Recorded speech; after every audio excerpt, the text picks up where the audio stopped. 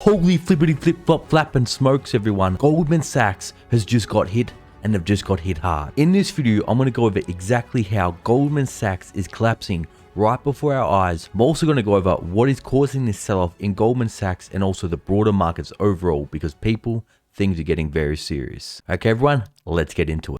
Everyone, Goldman shares drop after earnings miss estimates on surging expenses and equities trading slowed down. Now this is huge everyone because we're starting to see inflation is now hitting the banks, and also what you have to remember is last year in 2021 we saw the retail investing boom. There was a lot of trading, there was a lot of speculation going on in the markets, and this caused investment banks like JP Morgan and Goldman Sachs profits to surge, but they are expected to have a lot less trading volume and a lot less trading revenue this year, and also get into in this video how inflation is absolutely increasing their costs and it's destroying their profit margins. Listen to this. Goldman Sachs on Tuesday posted fourth quarter profit below analyst expectations as the bank's operation expenses surged 23% on higher pay for Wall Street workers, increased litigation reserves. So what we're starting to see there and what we've been talking about on the channel is wages are going up, inflation is increasing, workers are demanding more pay,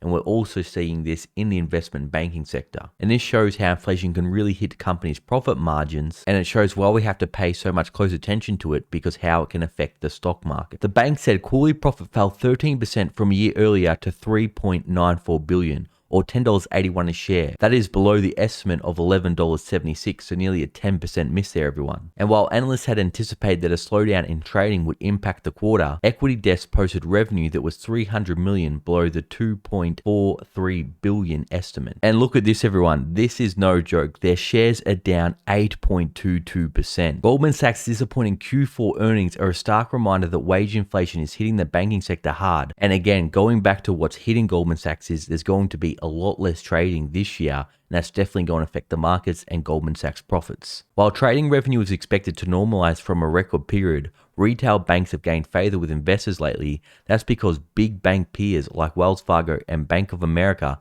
are expected to prosper as interest rates rise. So that's a question everyone wants to know everyone.